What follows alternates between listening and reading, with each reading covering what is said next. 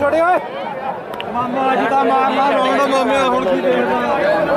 ਓਏ ਪਿੱਛੇ hello hello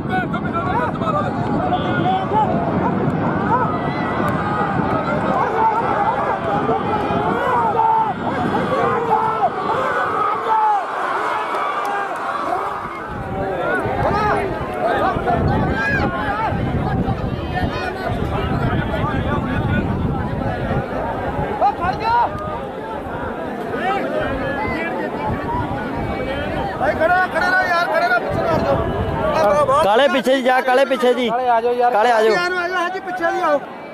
पीछे ही भाई से आ गया